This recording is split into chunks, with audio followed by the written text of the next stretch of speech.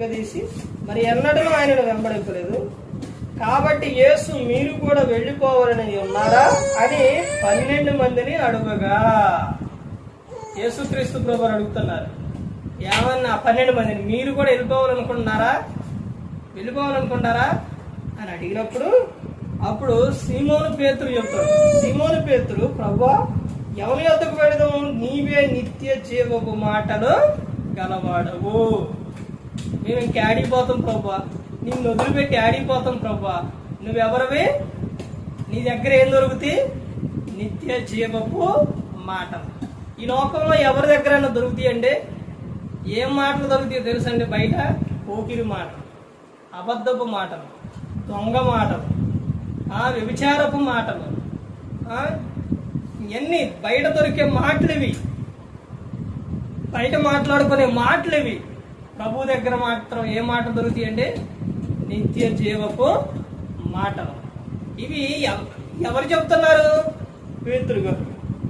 ఎవరైతే క్రీస్తు కొరకు సాక్షులుగా జీవిస్తారో, క్రీస్తుని గురించి చెబుతారో, మొత్తం ప్రభా నువ్వే, నీకోసమే బ్రతుకుతా ప్రభా అని ఎవరైతే అంటారో వారినే అపవాది టార్గెట్ చేస్తారనమాట. ఇక్కడ ఇంతమంది శిష్యులు ఉంటే అపవాది ఎవరిని టార్గెట్ చేసిండు? ఎవరిని? పేతురు గారిని టార్గెట్ చేసిండు. పేతురు మొత్తం ప్రభా నువ్వే ప్రభా నువ్వే ప్రభా నువ్వే ప్రభా అంటుంటే ఈ పేతురుని దారి తప్పించాలి, ఏ విధంగా దొరుకుతురు ఈ పేతురు అనుకొని యేసుక్రీస్తు ప్రభువారిని సిలువుకు తీసుకెళ్ళేటప్పుడు పేతురు గారు అక్కడ ఆయన విధానం ఎలా ఉందనంటే అబద్ధం ఆడే విధంగా అపవాది ప్రయత్నం చేసింది. అంటే వాళ్ళు వచ్చి అడగటం, ప్రభు ఎవరో నాకు తెలియదు అంటాం, అట్లా అంటాం, తర్వాత కోడి కుయ్యటం, తర్వాత ప్రభు చెప్పిన మాట నిజమేనని పేతురు గారు ఏం చేసిండు? పశ్చాత్తాపడి.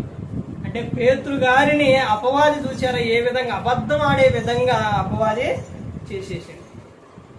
ఎందుకని చేసిండు అని అంటే పేతురు గారు మొత్తం ఏం చెప్తుండో, నువ్వే ప్రభా, నీకోసమే బ్రతుకుతావు ప్రభా, నీకంటే ఉంటా ప్రభా, నీ దగ్గరే నిత్యజీవ మాటలు ప్రభా అని పేతురు గారు చెప్తున్నారు. అంటే దేవుని పట్ల బాగా ఆసక్తి కలిగి ఉన్న వ్యక్తి ఎవరో? పేతురు గారు. మరి అలాంటి వాళ్ళని టార్గెట్ చేయకుండా నువ్వు మందు దాక్కుంటా, ధూమపానం చేసుకుంటా, బూతులు మాట్లాడుకుంటా, కొండేలు చెప్పుకుంటా, తిరుక్కుంటా, కొట్టుకుంటా, సినిమా చూసుకుంటా, సీరియల్ చూసుకుంటా నువ్వే ప్రభు అంటే నిన్ను ఇంకా టార్గెట్ చేయాలా? చెప్పు, నిన్ను ఇంకా టార్గెట్ చేయాలా? నీకు అవసరం లేదు. ఎందుకు? నువ్వేమో మామూలుగా ఏదో పైకి ప్రభు అంటున్నావు, భక్తి చూపిస్తున్నావు, కానీ మొత్తం అపవాది క్రియలే చేస్తాను, ఇంకా నిన్ను టార్గెట్ చేసేది ఏంటి? కానీ పేతురు గారు మాత్రం పేతురు గారిని అబద్ధం ఆడించాలి. అబద్ధికులు అందరూ ఆడికి వెళ్ళిపోతారు, రెండవ మరణానికి వెళ్తారు. కాబట్టి ఇప్పుడు పేతురు గారితో ఏం ఆడించాలి? అబద్ధాలు ఆడించాలి. ఎందుకనంటే పేతురు గారు చెప్తున్న విషయం ఏంటి? మొత్తం నువ్వే ప్రభా, నీకోసమే బ్రతుకుతాను ప్రభా అని పేతురు గారు చెప్తున్నారు. అలాంటి వాళ్ళనే అపవాది ఏం చేస్తారో టార్గెట్ చేస్తారు. నువ్వు నీతిగా జీవిస్తున్నావా, పరిశుద్ధంగా జీవిస్తున్నావా, ప్రభా నీ దగ్గరే ఉంటాను ప్రభా, నీ వెంటే ఉంటాను ప్రభా అని నీతిగా జీవిస్తూ పరిశుద్ధంగా జీవిస్తున్నావా, నిన్నే టార్గెట్ చేస్తారు అపవాది. నిన్నే లోకంలోకి తీసుకెళ్లాలని, నీ కుటుంబంలో ప్రార్థన లేకుండా చేయాలని, నీ కుటుంబంలో గొడవలు, చికాకులు, ఏదో విధంగా నిన్ను రేపెట్టేసి నిన్ను దేవునికి దూరం చేయాలని అపవాది టార్గెట్. ఇక్కడ తర్వాత చూడండి ఏమని చెబుతున్నారు. తర్వాత ఏమని చెబుతున్నారు? నీవే దేవుని పరిశుద్ధుడు అని మేము విశ్వసించి ఎరిగి ఉన్నామని ఆయనతో చెప్పాను. నువ్వెవరో? దేవుని పరిశుద్ధుడు, నీ దగ్గరే నిత్య జీవపు మాటలు దొరుకుతాయి, ఈ లోకంలో ఎక్కడా దొరకవు ప్రభా అని పేతురు గారు చెబుతున్నారు. అందుకు యేసు, నేను మిమ్మల్ని 12 ఏర్పరచుకోలేదా, మీలో ఒకడు సాతాను అని వారితో చెప్పారు. సీమోను ఇస్కరియోతు కుమారుడైన యోధ 12 మందిలో ఒకడై ఉండి ఆయన అప్పగింపబోవచ్చుండెను గనుక వాని గూర్చియే ఆయన ఈ మాట చెప్పెను. అంటే ఆయనకు హృదయంలోది కూడా ప్రతి ఒక్కటి కూడా తెలుసు. ఏమని చెబుతుండో ఇక్కడ, నిత్య జీవపు మాటలు ఎవరి యొద్ద దొరుకుతాయి అని అంటే యేసుక్రీస్తు ప్రభువారి యొద్దే దొరుకుతాయి. ఆ మాటలు ఎలాంటివో తెలుసండి? మనల్ని ఆదరించే మాటలు, మనం బ్రతికించే మాటలు, మనకు నెమ్మది కలిగి చేసే మాటలు ఎక్కడ దొరుకుతాయండి? ప్రయాసపడి భారం మోసుకున్న జనులారా నా యొద్దకు రండి, నేను మీకు విశ్రాంతి కలుగు చేస్తానని చెప్తున్నారు. ఎవరిస్తారు విశ్రాంతి? ఎవరు చెప్తారు? ఈ జీవిత కాలంలోనే ఎంత కష్టపడ్డా కానీ, భర్త ఎంత కష్టపడ్డా భార్య ఎంత కష్టపడ్డా భర్తకే, తల్లిదండ్రులు కానీ పిల్లలు కానీ ఎవరికి కూడా ఒక ఆనందం అనేది, రెస్ట్ అనేది ఉండదు. కానీ దేవుని పని విషయంలో ఆయన చెబుతున్న విషయం, మీరు ప్రయాసపడి నా కోసం భారం మోస్తున్నారు, నా యొద్దకు రండి, నేను మీకు విశ్రాంతిని కలుగు చేస్తానని చెబుతున్నారు. ఇదిగో ఈ లోకం విడిచిన తర్వాత పరలోకం ఉంది, మీకు అక్కడ ఆనందం ఉంటుంది, సంతోషం ఉంటుందని చెబుతున్నారు.